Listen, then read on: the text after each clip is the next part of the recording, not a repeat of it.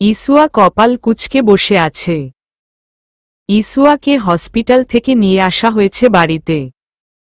এখন সে তার রুমের বিছানায় বসে আছে বালিশে হেলান দিয়ে। ইসুয়ার রুমের সোফায় বসে আছে শুভ আর নয়ন। নিশুয়া তাদের সাথে গল্প করেই যাচ্ছে। নিশুয়া তাদের সাথে এত জলদি মিশে যাবে ভাবতে পারেনি তারা। হেসে হেসে আড্ডাক্তার দিচ্ছে নিশুয়া, শুভ আর নয়ন। দরজা ঠেলে সুপের ট্রে হাতে ইসুয়ার রুমে ঢুকল রবিন। পিছন পিছন ইসুয়ার মাও এলেন। ইসুয়া বিরক্তি নিয়ে ঝুমা বেগমের দিকে তাকিয়ে বলল, মা, এসব কি? ঝুমা বেগম ইতস্তত হয়ে বললেন, দেখ না ছেলেটা কত কষ্ট করে স্যুপ বানিয়ে এনেছে তোর জন্য। রবিন, দূর আন্টি, কষ্ট কেন হবে? এটুকু করাই যায়।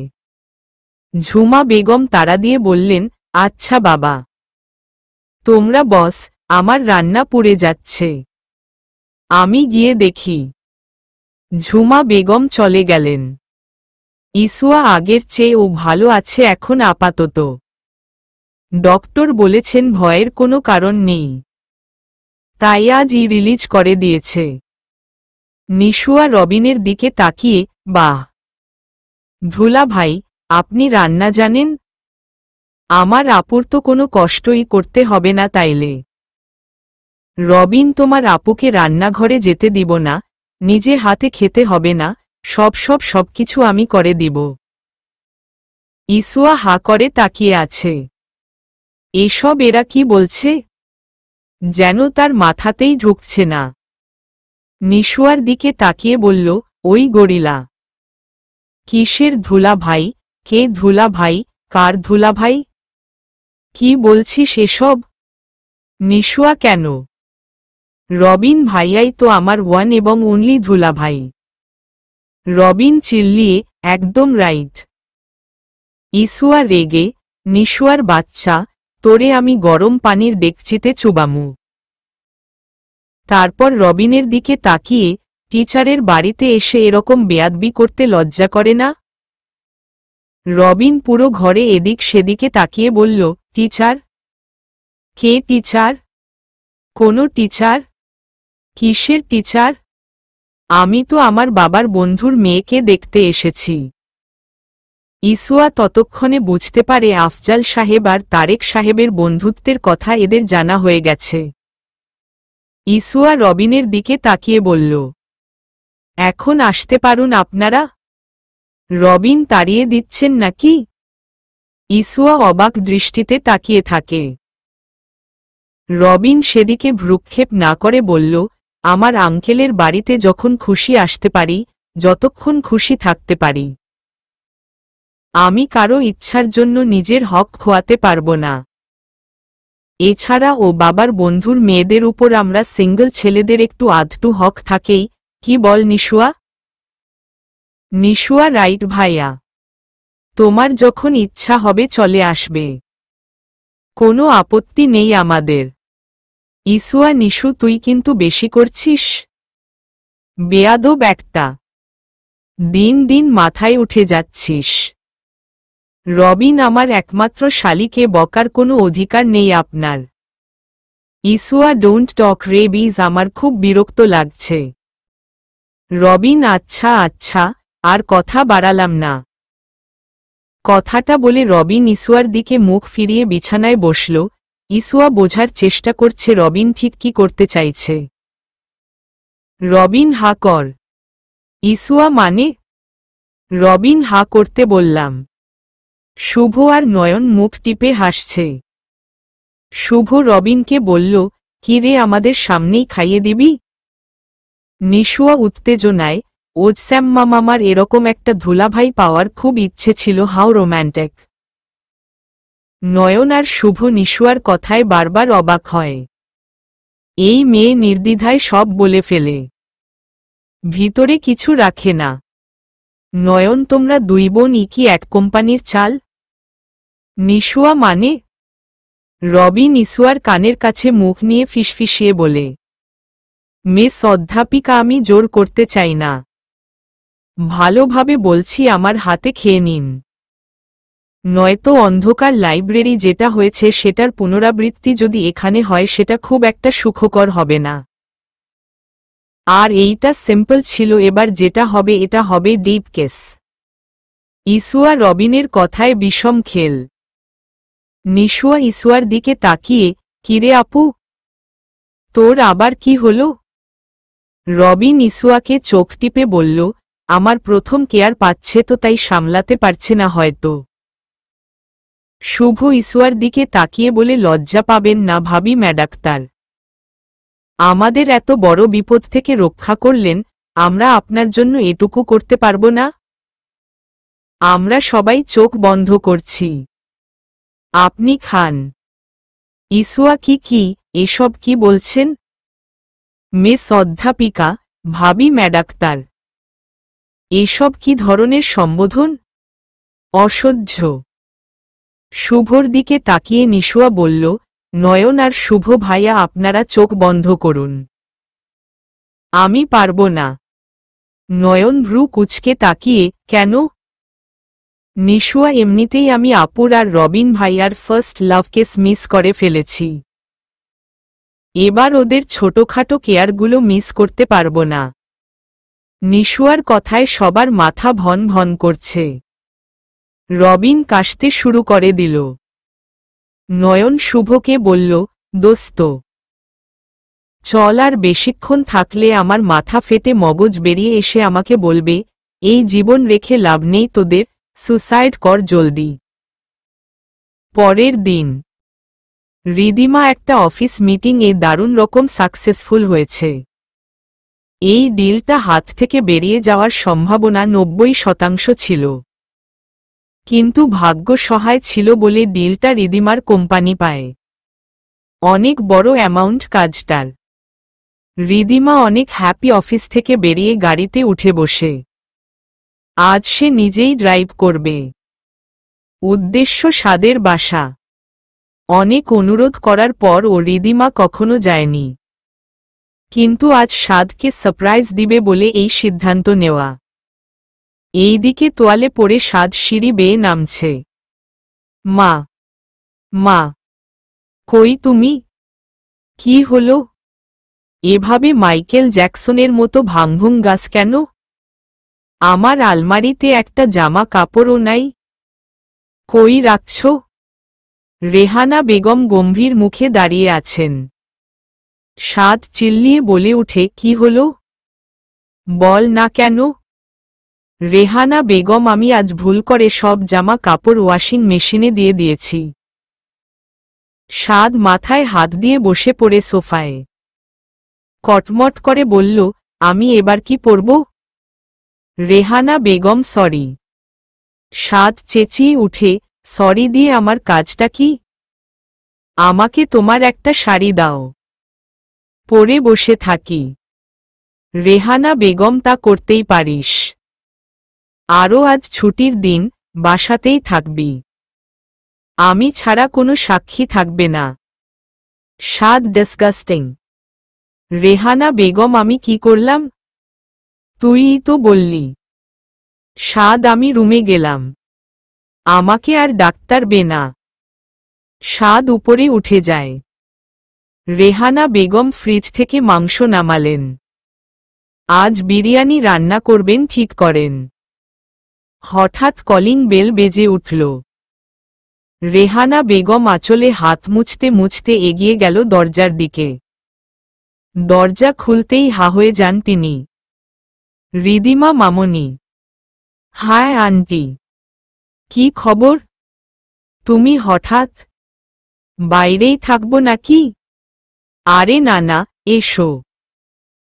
রিদিমাকে ভেতরে ঢুকতে দিয়ে দরজা বন্ধ করে রেহানা বেগম। আন্টি, আপনার ডক্টর ছেলে কই? আছে তো, উপরে। ডেকে দিন।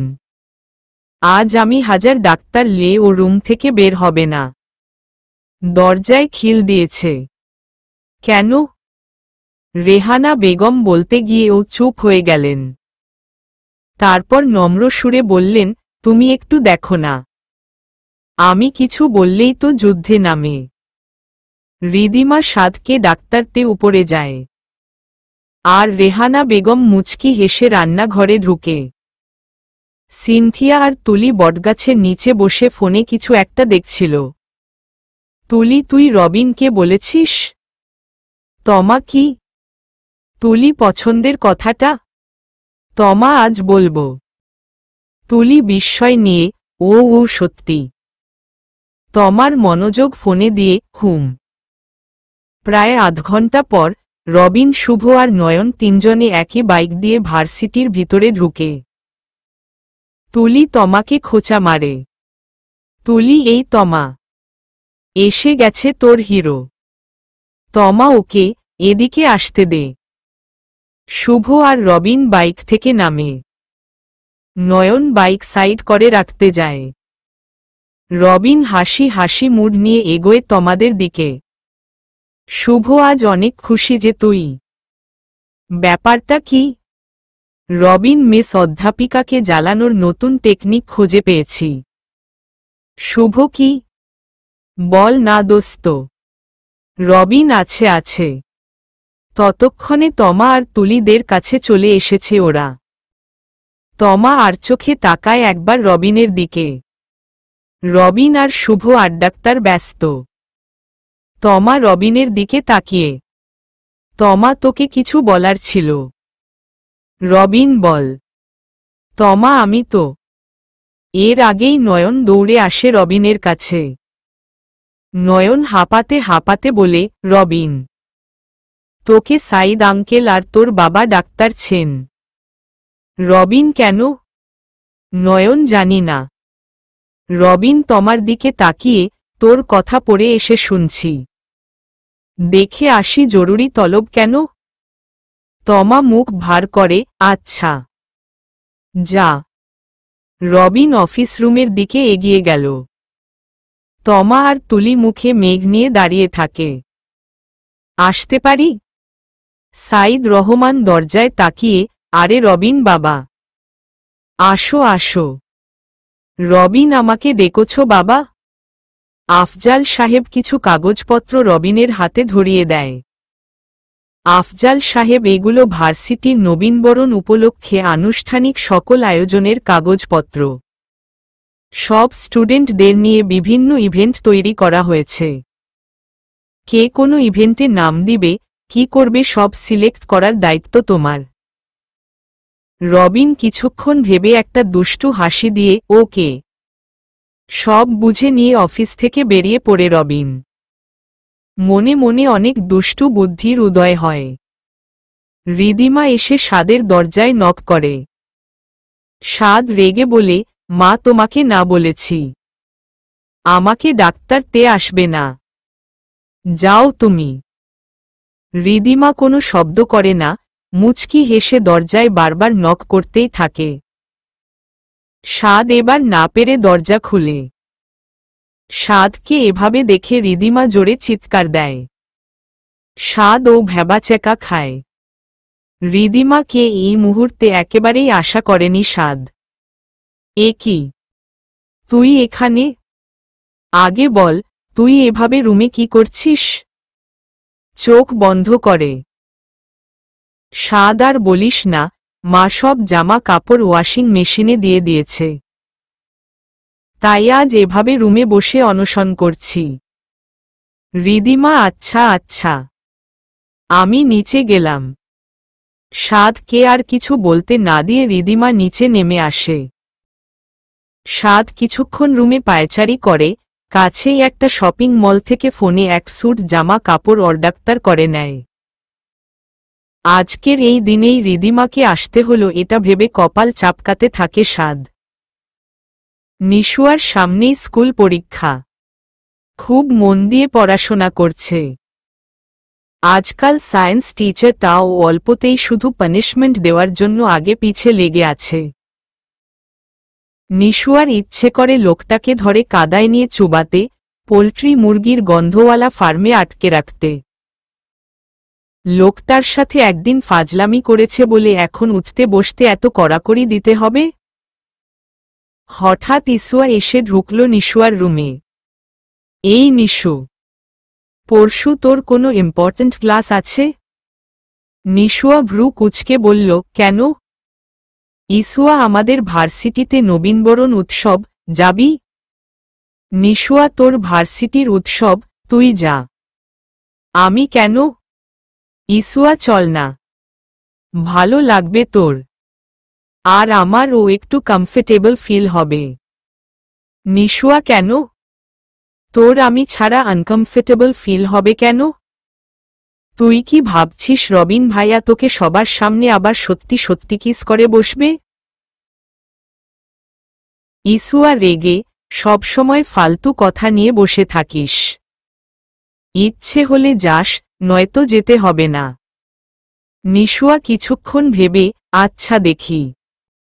ইসুয়া, আচ্ছা, বলতো কি পরা যায়? নিশুয়া, মানে? ইসুয়া, শাড়ি নাকি লং কুর্তি? নিশুয়া, তুই টিচার, শাড়িতেই তোকে ফাটাফাটি মানাবে।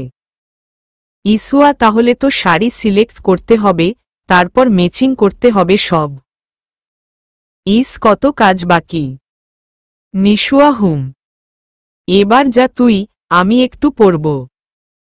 ইসুয়া দরজার দিকে এগোতে এগোতে বলে, যাচ্ছি যাচ্ছি। রিদিমা সাদের ঘর থেকে বেরিয়ে রান্নাঘরে আসে। রেহানা বেগম কাজ করছিলেন। রিদিমাকে রান্নাঘরের দরজায় দেখে বললেন, ভিতরে আয়। রিদিমা, কি করছেন? এই তো রান্না বসাবো। বিরিয়ানি খাবি? রিদিমা, আমার না ঝাল ঝাল সবজি খিচুড়ি খেতে ইচ্ছে করছে। রেহানা বেগম, আচ্ছা, সেটাই হয়ে যাক তাইলে। রিদিমা, তাহলে তো সবজি কাটতে হবে অনেক। রেহানা বেগম, কেটে দিতে পারবি না? রিদিমা, কেন নয়, 100 বার। রেহানা বেগম, ওকে একটুখানি হেল্প করলেই হয়ে যাবে। সাদ ততক্ষণে নিজের পোশাকের ব্যবস্থা করে নিচে নেমে এসেছে। রিদিমা আর রেহানা বেগম টেবিলে বসে সবজি কাটছিলেন ছুরি দিয়ে। সাদ দুজনকে একবার আর চোখে দেখে সোফায় বসে টিভি অন করে। রিদিমাকে উদ্দেশ্য করে সাদ বলে, লন্ডনের ওয়ান এবং only business woman Ridima Chowdhury সাদ আহসানের ড্রয়িং রুমের টেবিলে বসে তার মায়ের সাথে সবজি কাটছে। নিউজটার বিস্তারিত দেখতে চোখ রাখুন মফিজ টেলিভিশনের পর্দায়। রেহানা বেগম, মশকরা করস? সাদ, যা দেখলাম তা বলছি। রিদিমা, ভালো, তোর দিন বলতে থাক। সাদ, তা আজ হঠাৎ কি মনে করে? এতদিন আমার বাসায় আয় বলতে বলতে আমার জিভে ঘা হয়ে গেছে, তারপরও তোর দয়া মায়া হল না। আজ সকাল সকাল কোনো মতলবে এসেছিস? রিদিমা চোখগুলো ছোট ছোট করে, এতদিন আসিনি, ভালোই হয়েছে। আজ নিজ থেকে এসে তোকে কত কৈফিয়ত দিতে হচ্ছে। তারপর রিদিমা রেহানা বেগমের দিকে তাকিয়ে, আচ্ছা আন্টি, আজ বরং আমি চলেই যাই। রেহানা বেগম, তুই ওই খাটাসের বাচ্চার কথা শুনে আমার বাড়ি থেকে চলে যাবি? বাড়িটা আমার, আমি থাকি 24 আওয়ার্স, ও তো 2-3 ঘন্টার ব্রেক টাইমে আসে। সাদ, আমি তোমার মতো আজাইরা নামা, পুরো লন্ডনের রোগীদের দেখাশোনার দায়িত্ব আমার কাঁধে। তাই ওই 2-3 ঘন্টা ও যে বাড়িতে থাকি, সেটাই যথেষ্ট নয় কি? আর আমাকে যে খাটাসের বাচ্চা বললা, আমি তোমার বাচ্চা, তাও কি ভুলে গেছ?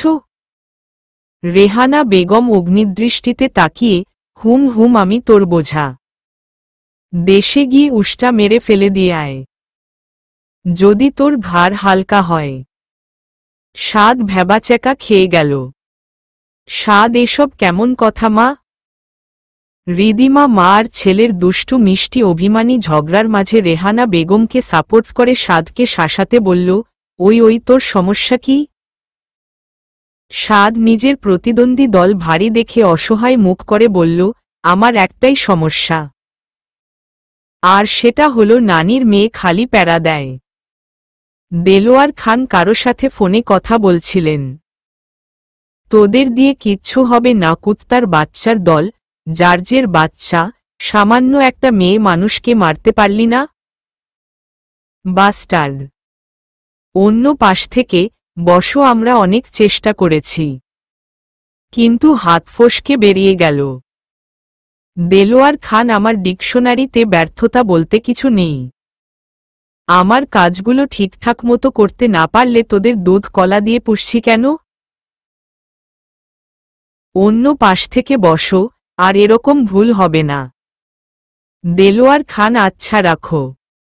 অন্য পাশ থেকে বসো। আরেকটা কথা। দেলোয়ার খান, বল।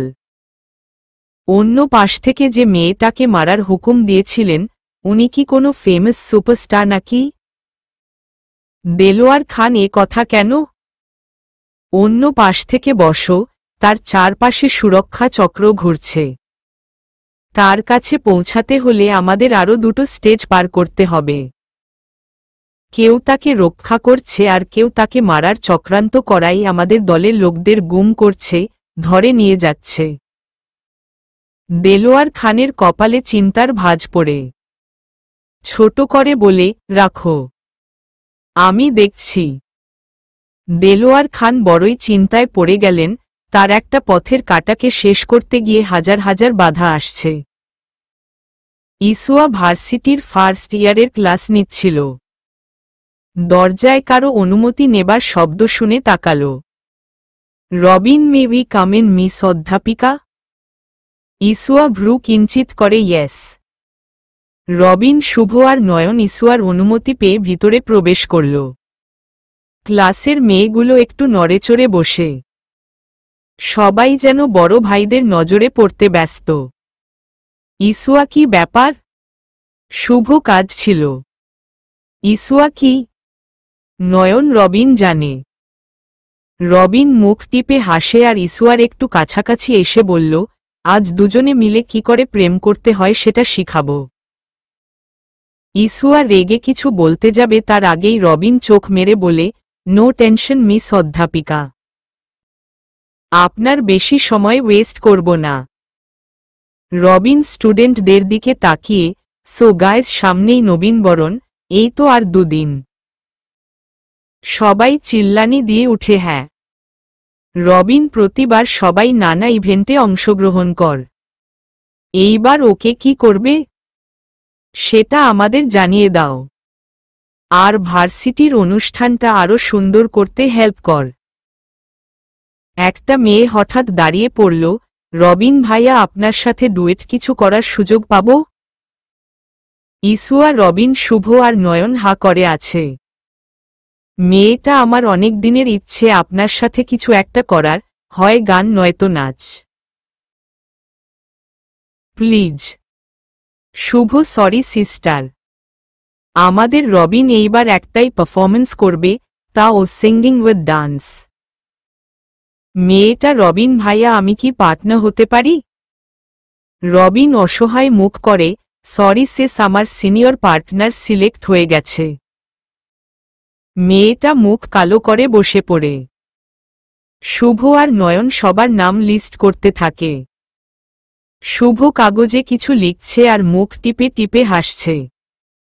ইসুয়া মনে মনে মেয়েটার প্রতি ক্ষোভ আনে আর ভাবে, এইটা কোনো পোলা হইল?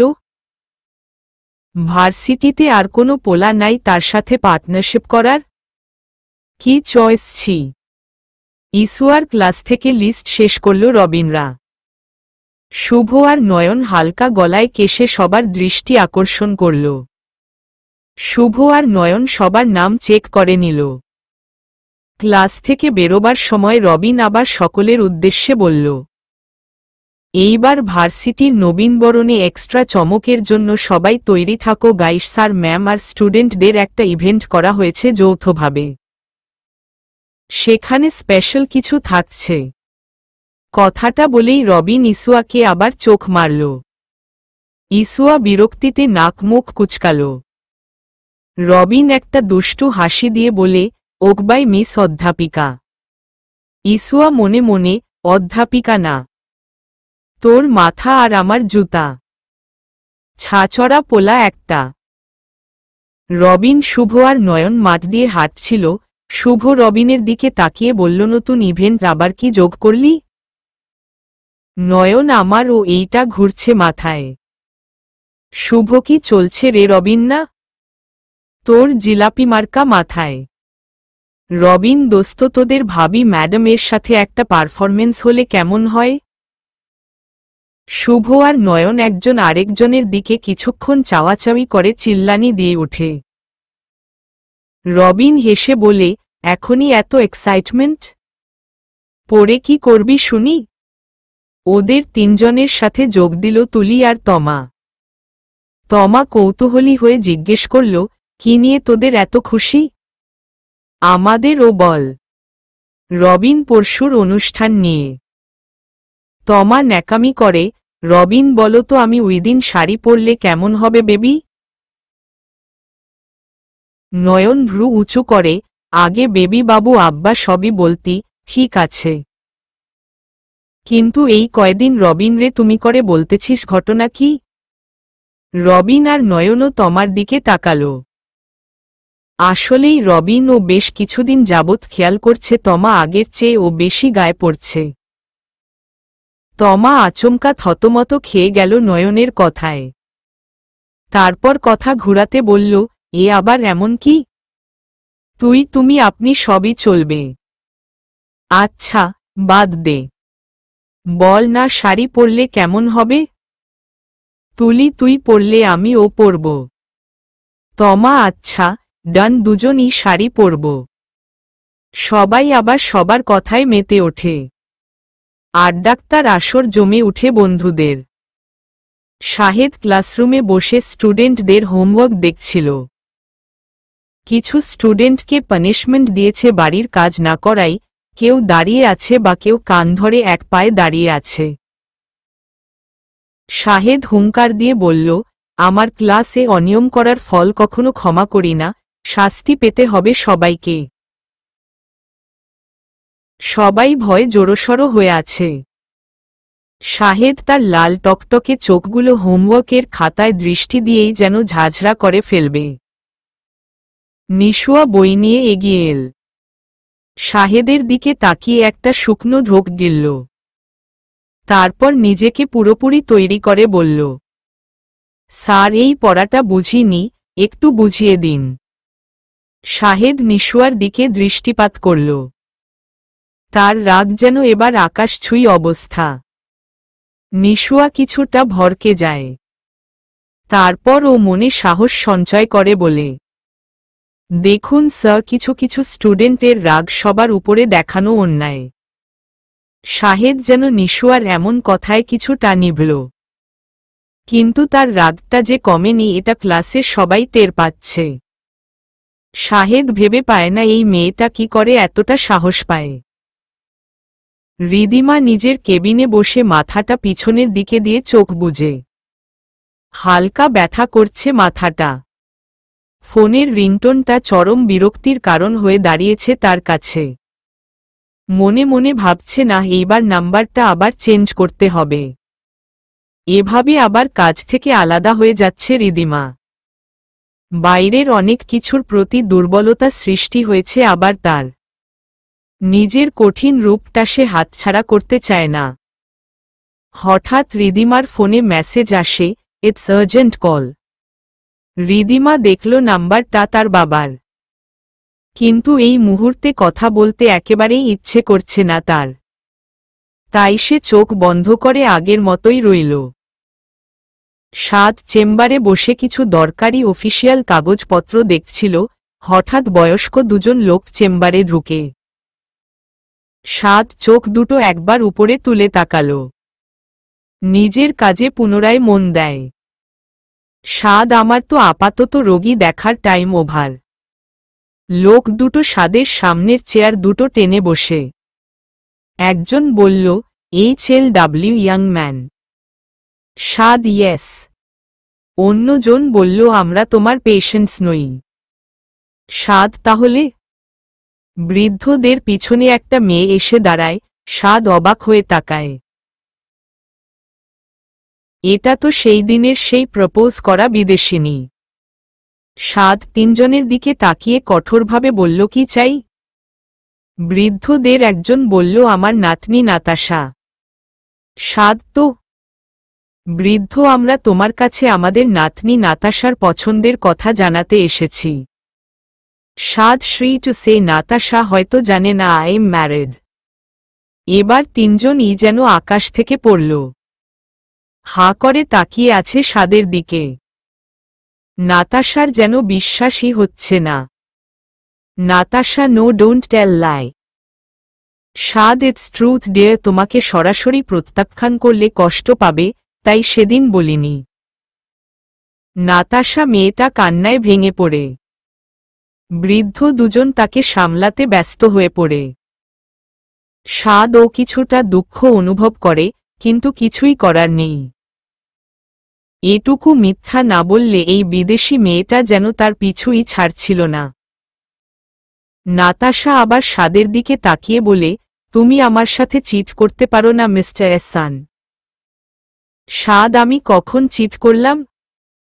আমি আপনার কাছে প্রতিজ্ঞাবদ্ধ ছিলাম না কখনোই মিস নাতাশা। নাতাশা যেন সাদের কথায় হতাশ হল। বৃদ্ধদের সাথে সাদের চেম্বার থেকে বেরিয়ে গেল সে। সাদ একটা স্বস্তির নিঃশ্বাস ফেলল।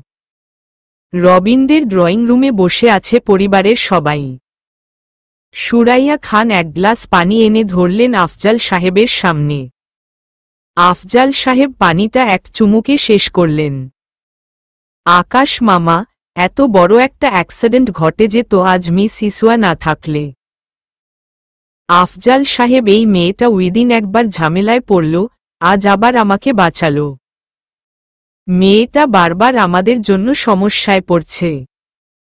সুরাইয়া খান, ভাইজান, আল্লাহর দরবারে হাজার শুকরিয়া, আজ অল্পের জন্য কিছু হয়নি। আফজাল সাহেব, কিন্তু আমার মাথায় চলছে। কথাটা বলতে গিয়ে ও চুপ হয়ে গেলেন তিনি। ড্রয়িং রুমে অনেক মানুষ। সবার সামনে এসব বলা ঠিক হবে না। এইটা ভেবেই চুপ হয়ে গেলেন।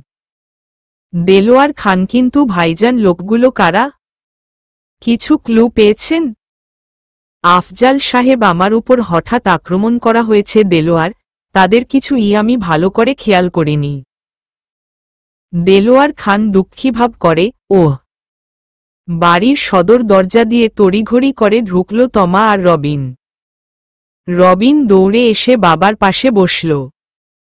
রবিন, ভার্সিটি গেট থেকে কেউ কি করে তোমাকে কিডন্যাপ করার সাহস করতে পারে? I can't believe. আফজাল সাহেব, আমিও বুঝতে পারছি না। শুভ রবিনদের বাড়িতে ঢুকতে ঢুকতে বলল, সবকিছুই আগের থেকে ফুল প্ল্যান করা আঙ্কেল। নয়ন নয়তো ভরা জনসাধারণের মাঝখানে কেউ এরকম সাহস দেখাবে না। আফজাল সাহেব কিছু একটা ভেবে, যাক, এখন সবকিছু ঠিকঠাক আছে সেই অনেক। রবিন, এখন থেকে অনেক সাবধানে থাকতে হবে সবাইকে। তমা এগিয়ে এসে, আমার তো এবার বেশ ভয় করছে বাড়ি থেকে বের হতে। দেলোয়ার খান মেয়ের দিকে তাকিয়ে, রবিন বাবা আছে, ওর সাথে ভার্সিটিতে আসবে যাবে। আমার ও তোমার জন্য এইবার খুব চিন্তা হচ্ছে মামনি। আফজাল সাহেব, রবিন। রবিন, হ্যাঁ বাবা বল। আফজাল সাহেব, ইসুয়া মামনির খোঁজ নিয়ে আমাকে জানাও, কেমন আছে ও? রবিন, আচ্ছা। দেলোয়ার খান আফজাল সাহেবের দিকে তাকিয়ে বলল, ওই মেয়ে আপনাকে কিভাবে সাহায্য করল ভাইজান? একা একটা মেয়ে হয়ে। আফজাল সাহেব, আমাকে টেনে যখন ওরা গাড়িতে উঠাচ্ছিল, তখন ইসুয়া ওইখান দিয়ে যাচ্ছিল। প্রথমে বাকি পথচারীদের মতো অচেনা ব্যক্তির ভান করে কাছে এগিয়ে আসে, এতে কিডন্যাপার্সরা তেমন কোনো গুরুত্ব দেয়নি, অসচেতন হয়ে যায়। কাছে আসার সাথে সাথে ব্যাগ থেকে কিছু একটা বের করে আমাকে চোখ বন্ধ করতে বলে স্প্রে করা শুরু করল ইসুয়া। নয়ন, মরিচ গুঁড়োর জল নিশ্চয়ই। শুভ, হ্যাঁ, এখন অনেক মেয়েই এগুলো নিয়ে চলাফেরা করে। সুরাইয়া খান, যাক, এই মেয়েটার সাহসিকতার জন্য আজ অনেক বড় বিপদ কাটল। আফজাল সাহেব, অনেক ঋণী হয়ে গেলাম। তমা নাক উঁচু করে, এ আর এমন কি কাজ? একজন ম্যাম হয়ে ভার্সিটির কর্তৃপক্ষের হেডকে বাঁচানো তো দায়িত্ববোধের মাঝেই পড়ে। সুরাইয়া খান তারপর ও আজকাল বিপদ আপদ দেখলে সবাই দূরে দূরে থাকে। কজন এগিয়ে আসে? সবাই আলোচনায় মত্ত। রবিন মনে মনে বলে, মিস অধ্যাপিকা, এত ঋণের বোঝা শোধ করতে গেলে আপনার উপর এই রবিন চৌধুরীর কত ঝড় তুফান যে যাবে, সব একসঙ্গে নিতে পারবেন তো? 5 জন লোককে একটা বেঞ্চিতে একসঙ্গে একই দড়িতে বেঁধে একটা রুমে আটকে রাখা হয়েছে। সবাই অল্প স্বল্প আহত। দরজা খোলার আওয়াজে সকলের চোখে মুখে ভীতি দেখা দিল। দরজা খুলে এগিয়ে আসল মুখোশ পরা 6 জনের গ্যাং। একজন এগিয়ে গিয়ে কিছু একটার সুইচ অন করতেই উপর থেকে বৃষ্টির পানির মতো বরফ পড়তে থাকে।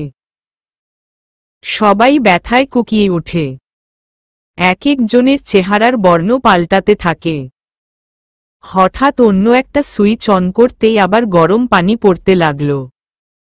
এই যেন দুর্বিষহ মুহূর্ত তাদের জীবনে। আর্তনাদে ছেয়ে গেছে পুরো রুম। হঠাৎ বন্ধ হয় অত্যাচারের সকল ধাপ। 6 জনের গ্যাং এগিয়ে আসে সামনে, ঝাপসা চোখে একজনকে চেয়ারে বসতে দেখে সকলে। তার মুখটা মুখোশের আড়ালে। লোকটা এইভাবে গুটি চালতে থাকলে তোদের বসের হার নিশ্চিত। এত কাঁচা খেলোয়াড় হয়ে আমার সাথে খেলতে নেমেছে ভাবলেই আমার বমি পায়। হঠাৎ ওদের উপর লাথির পর লাথি বসায় জোরে। আর হুঙ্কার করে বলতে থাকে, তোদের জানে মারব না।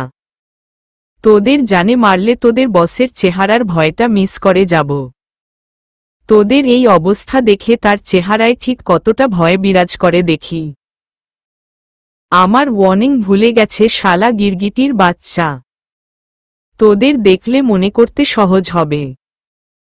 কথাটা বলে উঠে দাঁড়ায় লোকটা। নিজের গ্যাংয়ের দিকে তাকিয়ে, 3rd ডিগ্রি দিয়ে ভার্সিটির রাস্তার মোড়ে ফেলে দিয়ে আসো।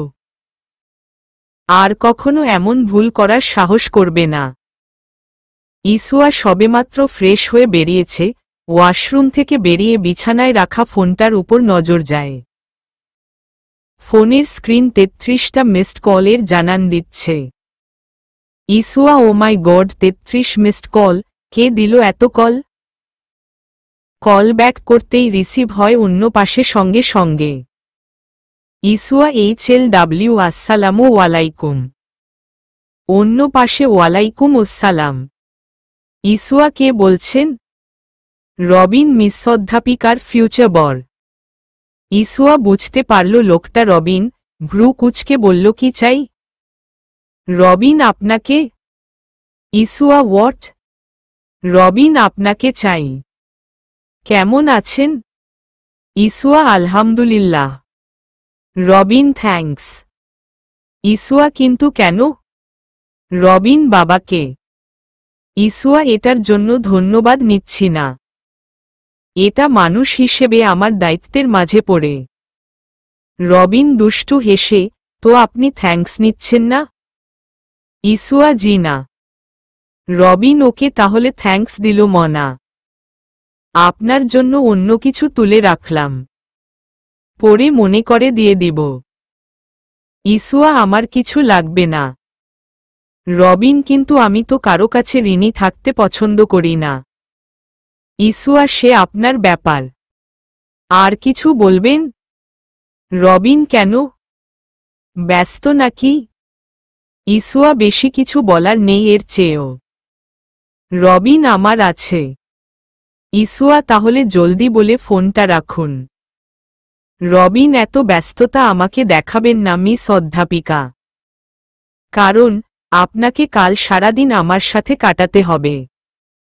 ইসুয়া, কি বলতে চাইছেন? রবিন, আপনার আশেপাশে হাত পাখা আছে? ইসুয়া, আমার রুমে এসি চলছে, হাত পাখার নো নিড। রবিন, আমি এখন যেটা বলতে যাচ্ছি, আপনি সেটা শোনার পর ডাবল এসিতে ও কাজ হবে না। ইসুয়া রেগে, ফালতু বকবক না করে আসল কথা বলুন। রবিন, আরে ওয়েট, এত রাগেন কেন? ইসুয়া, ওকে আমি রাখছি। রবিন, বলছি। আপনার পরশু আমার সাথে ডুয়েট কিছু পারফরম্যান্স আছে, আপনি আর আমি সিঙ্গিং উইথ ডান্স ইভেন্টে একসঙ্গে পার্টিসিপেট করছি। ইসুয়া নো নেভার, কখনোই না, জীবনেও না। রবিন এখন মিছিল মিটিং করে লাভ নেই, লিস্ট মেইন জায়গায় জমা হয়ে গিয়েছে। এখন মাঝে আছে একদিন, প্রস্তুতি নিন। ইসুয়া আমাকে জিজ্ঞেস না করে আমার নাম দেওয়ার মতো ভুল করে আবার আমাকে বোঝাচ্ছেন।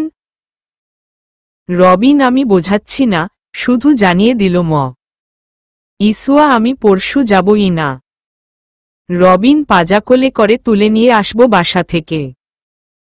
ইসুয়া দেখুন, এরকম হ্যারাসমেন্ট করার জন্য আপনার নামে আঙ্কেলকে নালিশ করতে বাধ্য করবেন না। রবিন সে আপনি যা করার করুন, শুধুমাত্র পরশুর অনুষ্ঠানের জন্য তৈরি থাকুন। আর কাল আমার সাথে ভার্সিটির ক্লাস শেষ করে একটু প্র্যাকটিস করলেই হয়ে যাবে। ইসুয়া আমি কালও যাব না। রবিন আমাকে বাড়িতে গিয়ে তুলে নিয়ে আসতে বাধ্য করবেন না। আর এখন এমনিতেই ওই বাড়িতে যখন তখন যাওয়ার লাইসেন্স আমার আছে। ইসুয়া রেগে, কি করতে পারেন আমিও দেখব? রবিন লাইব্রেরির কথা ভুলে গেছেন? ইসুয়া কিছুটা মিয়ে গেল, দেখো। Robin okay bye. তোতলাতে হবে না আপনাকে, জাস্ট আমার কথা মতো কাজ করুন। নয়তো যা ঘটবে, তার সব দায় আপনার, আমার নয়। কলটা কেটে হাসিতে ফেটে পড়ে রবিন আর বলে, মিস অধ্যাপিকা। রবিন নামের প্যারা থেকে এত সহজে নিস্তার নেই আপনার। ইসুয়া রেগে বিছানায় বসে খাটের চাদর খামচে ধরে, আর বিড়বিড় করতে থাকে, শালা গন্ডাক্তার চামড়া, বেহায়া, নির্লজ্জ, লজ্জার 1 ইঞ্চিও নাই তোর মাঝে। শয়তান, কুত্তা, বিলাই। আমার ইচ্ছে করছে কি যে করি। ইসুয়া দাঁতে দাঁত চেপে রবিনকে 10 মিনিট ধরে বকতে থাকে। সিনথিয়া নিজের রুমের আয়নার সামনে দাঁড়িয়ে নিজের সবগুলো ব্লাউজ গায়ে দিয়ে ট্রাই করছে। দরজাটা ফাঁক করে রাখা কিছুটা। সিনথিয়ার উন্মুক্ত ফর্সা পিঠটা খুব বিশ্রীভাবেই দেখা যায় তার চিকন ফিতার ব্লাউজগুলোর কাপড়ের স্বল্পতায়। রবিন ফোন চাপতে চাপতে যাচ্ছিল সিনথিয়ার রুমের সামন দিয়ে। সিনথিয়া রবিনকে এক পলক আয়নায় দেখে। সিনথিয়া এই রবিন, রবিন। রবিন ফোনে নজর দিয়েই ভ্রু কুঁচকে দাঁড়িয়ে পড়ল। তারপর সিনথিয়ার রুমে উকি দিয়ে আবার অন্যদিকে মুখ ফিরিয়ে দাঁড়াল। সিনথিয়া দরজার দিকে এগিয়ে গিয়ে, সিনথিয়া এভাবে ঘুরে গেলি কেন? রুমে আয়। রবিন অন্যদিকে ফিরেই জবাব দিল, এই অবস্থায় তুই আমাকে ডাক্তার লি কেন? আমি পড়ে আসছি। সিনথিয়া রবিনের হাত ধরে টেনে রুমে নিয়ে আসে, আমার ব্লাউজের পিছনের হুকটা লাগিয়ে দিবি প্লিজ? রবিন নিচের দিকে তাকিয়ে আছে। এমন জানলে সিনথিয়ার ডাক্তার দাঁড়াত না সে। কি একটা লজ্জাজনক ব্যাপার। খুব অস্বস্তি লাগছে। এটা কেমন বেহায়া আবদার করে বসে আছে সিনথিয়া। রবিন নিজেকে মনে মনে বকতে থাকে। সিনথিয়া কি রে লাগা হুকটা। রবিন আকাশ ভাইয়ার বউকে বল। সিনথিয়া তুই লাগিয়ে দিল আমার ভালো লাগবে। রবিনের সিনথিয়ার এমন বেয়াদবি কাজকর্ম ভালো লাগছে না, কিন্তু কিছু বলতেও পারছে না। কেউ দেখলে কি নাকি ভেবে বসে থাকে। দরজায় তাকাতেই রবিন সুরাইয়া খানকে দেখে। সুরাইয়া খান ঘটনা খানিকটা বুঝতে পেরে চোখ দিয়ে ইশারা করে রবিনকে বেরিয়ে যেতে বলে। রবিন ও ফুপির কথা মতো বেরিয়ে যায়। সিনথিয়া অন্যদিকেই ঘুরে আছে। কি রে লাগা। সুরাইয়া খান রুমে ঢুকে মেয়ের ব্লাউজের হুকটা লাগিয়ে দেয়। সিনথিয়া হাসি হাসি মুখ করে পিছনে তাকায়। পিছনে ফিরে নিজের মায়ের মুখ দেখে চেহারার রং পাল্টে গেল। সিনথিয়া তুমি? সুরাইয়া খান নিজের মেয়েকে মানুষ না করতে পারলে ও ভাইয়ের ছেলেটা ভালো মানুষই হয়েছে। সিনথিয়া বিরক্তিতে মুখ কুঁচকে ওয়াশরুমে ঢুকে পড়ে। সুরাইয়া খান তার মেয়ের ভবিষ্যৎ নিয়ে বড়ই চিন্তায় পড়েন। এখন তুমি কেমন আছো, ড্যাড? আফজাল সাহেব আমি ভালোই আছি। রিদিমা এরকম একটা ঘটনা ঘটে গেল আমি ভাবতেও পারছি না। আফজাল সাহেব কাটা গাছ বেড়েই চলছে। আমাদের হাতের নাগালে চলে যাচ্ছে, বুঝতে পারছো কিছু? রিদিমা আমি ক থেকে চন্দ্রবিন্দু সবই বুঝেছি, কিন্তু আমাদের হাতে কোনো প্রমাণ নেই। আফজাল সাহেব ওদের আটকানো যাচ্ছে না আর। রিদিমা আচ্ছা, তোমাকে আমি একটা পিক সেন্ড করেছিলাম দেখেছ? আফজাল সাহেব ও হ্যাঁ, আমি তোমাকে জিজ্ঞেস করতে ভুলেই গেছিলাম, ইসুয়া মামুনির পিক তুমি কোথায় পেলে? রিদিমা কে এই মেয়েটা? আফজাল সাহেব আমার বন্ধুর মেয়ে প্লাস ভার্সিটিতে পড়ায়। রিদিমা ও I see. Afzal Saheb she is little Ridhima. Ridhima same to same. Afzal Saheb হঠাৎ ওকে নিয়ে এত গবেষণা করছিস যে? রিদিমা প্ল্যান করছি। আফজাল সাহেব কিসের?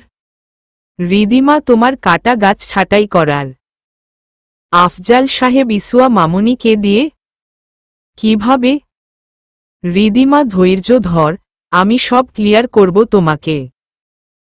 আমার লোক ওর 24 আওয়ারের আপডেট নিচ্ছে প্রতিনিয়ত।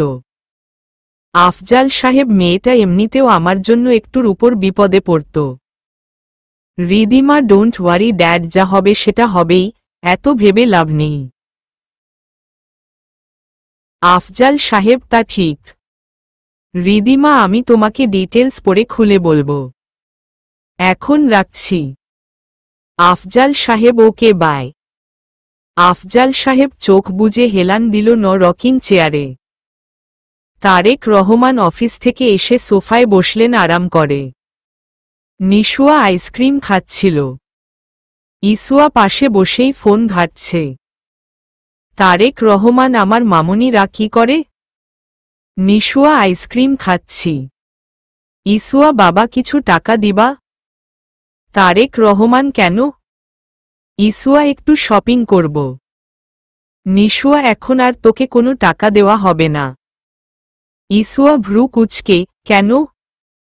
নিশুয়া তুই না জব করিস, নিজের টাকায় চল। ইসুয়া আইছে। আমি বাবার থেকে নিব, 1000 বার নিব। তোর কি কুটনি? নিশুয়া লজ্জা করে না? ইসুয়া না, করে না। তারেক রহমান মেয়েদের খুনসুটি দেখে প্রাণ খুলে হাসেন। দুজনই তার প্রাণ। ওদের সাথে থাকলেই মনে হয় দেহে বল আসে দ্বিগুণ। রবিন ভার্সিটির হলো রুমে কালকের সকল ইভেন্টে অংশগ্রহণ নেওয়া ছাত্রছাত্রীদের জড়ো করেছে। সবাই উৎসাহ নিয়ে প্র্যাকটিস করতে এসেছে। সবাই হালকা হইচই করছে। রবিন, তমা, তুলি সামনে বসে ভাব নিচ্ছে। ভার্সিটির সিনিয়র বলে কথা। ক্যাম্পাসের দিকে এগোচ্ছিল ইসুয়া। পিছন থেকে শুভ আর নয়নের ডাক্তার দাঁড়িয়ে পড়ে। পিছনে তাকিয়ে ইসুয়া কি? শুভ ম্যাম, হলো রুমে যাওয়ার নির্দেশ আছে। ইসুয়া ভ্রু কুচকে, কিসের নির্দেশ? কার নির্দেশ? নয়ন মাথা চুলকে, ইয়ে মানে? শুভ আমতা আমতা করে, কলেজ কর্তৃপক্ষের। ইসুয়া কিছুক্ষণ ওদের দিকে তাকিয়ে থেকে হলরুমের উদ্দেশ্যে পা বাড়ায়। নয়ন আর শুভ যেন হাফ ছেড়ে বাঁচে। নয়ন ফোনে রবিনের নাম্বারে কল দেয়। রবিন তখন তুলির সাথে কিছু নিয়ে কথা বলছিল। নয়নের কলটা রিসিভ করে। রবিন হ্যাঁ বল। নয়ন তোর কাজ হয়ে গেছে, যাচ্ছে হলরুমের দিকে। রবিন মুখে একটা দুষ্টু হাসি দিয়ে থ্যাংক ইউ। কলটা কেটে নয়ন আর শুভ ও হলরুমের দিকে এগিয়ে যায়। রবিন সব স্টুডেন্টদের সামনে গিয়ে দাঁড়ায়, সো গাইজ আজ আমরা সামান্য প্র্যাকটিস করব কালকে যার যা ইভেন্ট আছে তা নিয়ে। সবাই রবিনের দিকে মনোনিবেশ করে। তমা তো তার অ্যাটিটিউড নিয়েই ব্যস্ত। না পারে গান, না পারে নাচ, না আছে গুণ আমরা কাঠের ঢেকি একটা। সারাক্ষণ আছে শুধু মেকআপ নিয়ে। বড়লোকের বেটি। রবিন, যারা ডান্সে পার্টিসিপেট করছো তারা নিজেদের সঙ্গী বাছাই করে পিছনের দিকে চলে যাও। হলরুমের দরজায় হঠাৎ ইসুয়াকে দেখে রবিন হুট করে বলে, আর হ্যাঁ, আমাদের most special event, teacher plus student singing with ডান্সে আমি রবিন চৌধুরী এবং আমাদের নিউ অধ্যাপিকা মিস ইসুয়া তালুকদার একসাথে পার্টিসিপেট করছি। রবিন যে এভাবে হঠাৎ সবার সামনে অ্যানাউন্সমেন্ট করে দিবে ইসুয়া ভাবতে পারেনি। ইসুয়া বাধা দেওয়ার সুযোগই পেল না। পিছনেই হঠাৎ নয়ন আর শুভ এসে দাঁড়ায়। ইসুয়া ওদের উপস্থিতি টের পেয়ে ভেতরে প্রবেশ করে। তমা আর তুলি রবিনের অ্যানাউন্সমেন্ট শুনে ভিতরে ভিতরে জ্বলছে।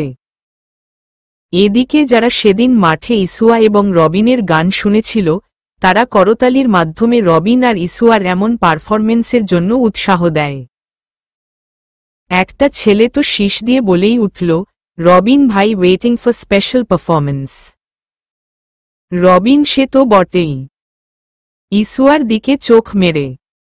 ইসুয়া মনে মনে, অসভ্য ছেলে, দামড়া খাসি, বান্দর, অস্ট্রেলিয়ান গাধা, সবকিছুতে কেবল বাড়াবাড়ি। ইসুয়ার দিকে কজন ছাত্রী এগিয়ে এসে, অনেক ভালো কিছু আশা করছি ম্যাম। ইসুয়া মুচকি হেসে মাথা নাড়াল। কিছু বলতেও পারছে না।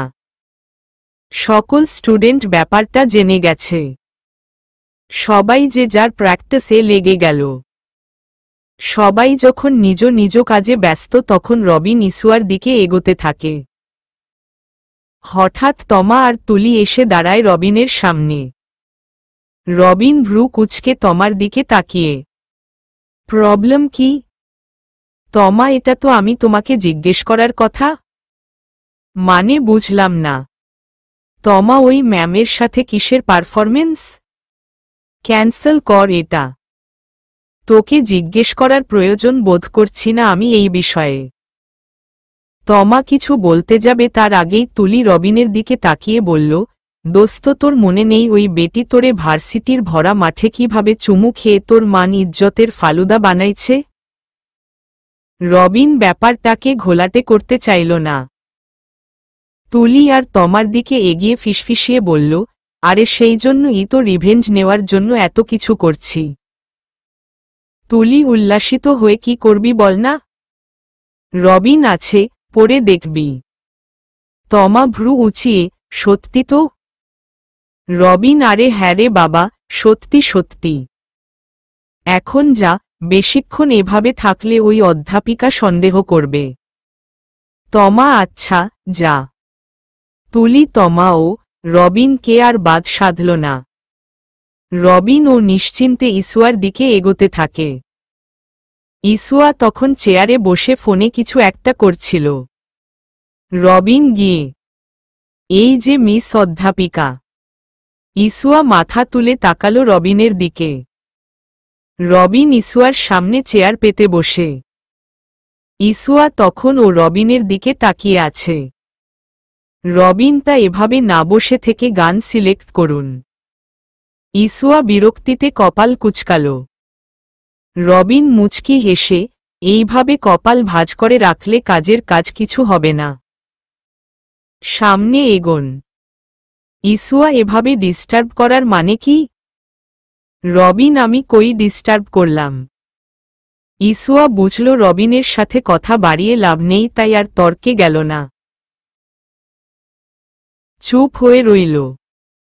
রবিন, ওকে, আপনি যখন পাথর হয়েই বসে থাকবেন তাহলে আমিই গান সিলেক্ট করি। ইসুয়া কিছু বলল না। রবিন নিজ থেকেই সব করল। হঠাৎ রবিন ইসুয়ার দিকে, তা কাল কি পড়ছেন ফাংশনে? ইসুয়া চোখ বড় বড় করে তাকিয়ে, মানে? রবিন, কাল কি পরিধান করিবেন মিস অধ্যাপিকা? ইসুয়া, এটা কেমন প্রশ্ন? রবিন, কেন? খাঁটি বাংলায় ই তো বললাম। ইসুয়া, আমাকে এমন প্রশ্ন করার আপনি কে? রবিন, না মানে, আপনার তো আবার পিঠের সূর্য চন্দ্র তিল নক্ষত্র কত কিছু দেখিয়ে অভ্যাস। তাই কালকের ড্রেসে প্রয়োজনীয় সেফটি আছে কি না সেটাই বোঝার চেষ্টা করছি আর কি। ইসুয়া রেগে, হোয়াট? রবিন ওকে ওকে ছিল করলাম না আর এমন প্রশ্ন। রবিন উঠে দাঁড়িয়ে ইসুয়ার দিকে হাত বাড়িয়ে দেয়, চলুন প্র্যাকটিস শুরু করি। ইসুয়া প্রথমে ইতস্তত বোধ করলে ও পরবর্তীতে রবিনের সাথে প্র্যাকটিস করতে রাজি হয়। ইসুয়ার পারমিশন না নিয়ে রবিনের অর্ডাক্তার আড়াল থেকে ইসুয়া এবং রবিনের প্র্যাকটিসের ফুল ভিডিও করে শুভ আর নয়ন। শুভ শালার হারামি বন্ধু বান্ধবদের জন্য যে লাইফে কত কি করতে হবে। নয়ন ইম্যাজিন এখন আমরা ভিডিও করতে গিয়ে ওই অধ্যাপিকার কাছে ধরা খাইলাম, দেন কি হবে? ভাব একবার। শুভ আর ইম্যাজিন করা লাগবে না, তোরে আর আমারে আলুর চপ বানিয়ে ক্যান্টিনে রেখে আসবে। নয়ন আবার হতে পারে দুজনকে চ্যাপ্টা করে বার্গার এর মধ্যে চাপা দিয়ে আসবে। শুভ ধমকে উঠে, মেরি ভাই, কথা কম বলে যেটা রবিন করতে বলেছে সেটা করো না। সুরাইয়া খান বাগানের গোলাপ গাছগুলোতে পানি দিচ্ছিলেন। সাথে সাথে তিনি কল্পনাতে অনেক স্মৃতি হাতড়ে বেড়াচ্ছেন। এই বাগানে আগে রিদিমা, আকাশ আর তারা দুজন বসে কত খেলা করত। ছেলে মেয়ে দুটো আজ কত বছর যাবৎ তার থেকে দূরে। দেলোয়ার খান, তার দ্বিতীয় পক্ষের স্বামী। তিনি তার কোল থেকে এভাবে প্রথম পক্ষের ছেলে মেয়ে দুটোকে আলাদা করে দিবে ভাবতে পারেননি সুরাইয়া খান। দেলোয়ার খান সুরাইয়া খানকে বিয়ে করতে রাজি হয়েছিল বাবার অর্থ সম্পদ দেখে। আফজাল সাহেব আর সুরাইয়া খানের বাবা তার সন্তানদের নামে উইল করে যাননি। তিনি তার স্থাবর অস্থাবর সকল সম্পত্তিদের দিয়ে গেছেন। এর মাঝে রিদিমা আর রবিন অর্ধেক সম্পত্তির মালিক আর বাকি অর্ধেক সম্পত্তির মালিক সুরাইয়া খানের আগের পক্ষের 2 সন্তান এবং আকাশতমা, মোট 4 জন। দেলোয়ার খান নিজের সন্তানদের সম্পত্তিতে যেন অন্য কেউ ভাগ বসাতে না পারে তাই সৎ ছেলে মেয়েকে বাড়ি থেকে অনেক কৌশলে বের করে দিয়েছেন। অর্থলোভী সৎ বাবার চক্রান্তে দুটো ছেলে মেয়ে সেদিন নানাবাড়ির সাথে সাথে মায়ের থেকে ও আলাদা হয়ে গিয়েছিল। তারপরও দেলোয়ার খানের লোভ কমেনি। তার অর্ধেক নয় পুরো সম্পত্তিই চাই। তাই তো তিনি মেতে উঠেছেন ধ্বংসলীলায়। ফুলগাছে পানি দিতে দিতে চোখের জল আটকাচ্ছেন সুরাইয়া খান। খুব মনে পড়ছে ওদের। কেমন আছে? কই আছে? কিছুই জানা নেই তার। চৌধুরী বাড়ির গেটের ফাঁকে দাঁড়িয়ে ফুপিয়ে যাচ্ছে একটা মেয়ে, পাশেই দাঁড়িয়ে থাকা ছেলেটা কাঁধে হাত রেখে বলল, এভাবে কাঁদলে হবে বোন? শক্ত কর নিজেকে। মেয়েটা পারছি না ভাইয়া। ছেলেটা মা ও কাঁদছে, তুইও কাঁদছিস। আমি কি করব বল? মেয়েটা কতদিন মাকে জড়িয়ে ধরা হয় না। ছেলেটা আর কিছু দিন অপেক্ষা কর। তারপর আমরা সবার সামনে মায়ের আদর নিতে পারব। মেয়েটা তাই যেন হয় ভাইয়া। ছেলেটা নিজের বোনকে আঁকড়ে ধরে বিদায় নেয় চৌধুরী বাড়ির আঙ্গিনা থেকে। সাদ বসে আছে অপারেশন থিয়েটারের সামনে। হঠাৎই রেহানা বেগম অসুস্থ হয়ে পড়েন। হার্ট অ্যাট্যাক হয়েছে। নিজের মনকে শক্ত করে বসে আছে, সুদূর এই বিদেশে কোনো আত্মীয় স্বজন নেই যে এই দুঃসময়ে পাশে বসে সান্ত্বনা দিবে। 2 হাত মাথায় দিয়ে চুলগুলো টেনে ধরেছে সাদ। হসপিটালের করিডোর দিয়ে একজন মেয়ে দৌড়ে ঢুকে। রিসেপশনে গিয়ে রেহানা বেগমের অপারেশন কোথায় হচ্ছে সেটা জেনে নিয়ে দ্রুত গতিতে ছুটে যায় সেদিকে। সাদের চোখ থেকে টপ টপ করে পানি পড়ছে। ডক্টর। সাদ রিদিমার কণ্ঠ শুনে মাথা তুলে, চোখ দুটো আগুন লাল হয়ে আছে। রিদিমা এগিয়ে আসে সাদের দিকে। সাদ অসহায় মুখ করে তাকায়। রিদিমা আরেকটু এগিয়ে আসতেই সাদ ছুটে গিয়ে জড়িয়ে ধরে, হৃদ। দেখ না মা, মা কথা বলছে না। মা কেন এমন বাজে অভিনয় করছে বলতো? আমার ভালো লাগছে না। অভিনয় হয়ে গেলে বল আমাকে ঝালানো বন্ধ করতে। সাদ রিদিমাকে এভাবে আষ্টেপৃষ্ঠে জড়িয়ে ধরাতে খুব অস্বস্তি বোধ করছিল। কিন্তু এখন এত কিছু ভাবার সময় নয়। তাই রিদিমা সাদকে শান্ত হয়ে বসতে বলে। রিদিমা দেখ, তুই যদি এমন বিহেভ করিস কি করে হবে? আন্টির তো তুই ছাড়া কেউ নেই। তোকেই তো আন্টির দেখভাল করতে হবে। সাদ হঠাৎ এমন কেন হলো বলতো? সকালে তো ভালোই ছিল। রিদিমা শরীরের উপর আমাদের কন্ট্রোল নেই, শরীর যে কোনো সময়ই খারাপ হতে পারে। তুই তো ডক্টর, তোর তো এসব ভালো বোঝার কথা। এমন বাচ্চামো করছিস কেন? শক্ত হ একটু। সাদ আর কিছু বলে না। রিদিমা ও বলার ভাষা খুঁজে পায় না। তাই দুজন চুপ হয়ে বসে থাকে। অনেকক্ষণ পর অপারেশন থিয়েটারের দরজা খুলে তিনজন ডক্টর বের হন। সাদ যেন পাথর হয়ে জমে গেছে। রিদিমা ব্যাপারটা বুঝতে পেরে এগিয়ে গেল। রিদিমা, ডক্টর, পেশেন্ট কেমন আছে? ডক্টর, টেনশনের কিছু নেই, অনেক বেটার আছে। সাদ একটু একটু করে হুঁশে ফিরল যেন। রিদিমা ও হাসি মুখে ডক্টরদের কাছ থেকে সকল খবর জেনে নেয়। ডক্টররা চলে যাওয়ার পর রিদিমা সাদের দিকে এগোয়। রিদিমা, এবার তো ঠান্ডাক্তার হয় একটু। সাদ, মাকে দেখতে যাব। রিদিমা, সেদিন আন্টি ঠিকই বলেছিল, তোকে ডাক্তার তার বানিয়েছে কে রে? সাদ অসহায় ভাবে তাকায়। রিদিমা আবার বলে, হসপিটালের নিয়ম কানুন আমাদের থেকে ও তুই ভালো জানার কথা। আর সেই তুই কিনা? সাদ, আচ্ছা আচ্ছা, কেবিনে শিফট করার পর মাকে দেখব আমি। হইছে এবার? রিদিমা হেসে, গুড বয়। চলবে।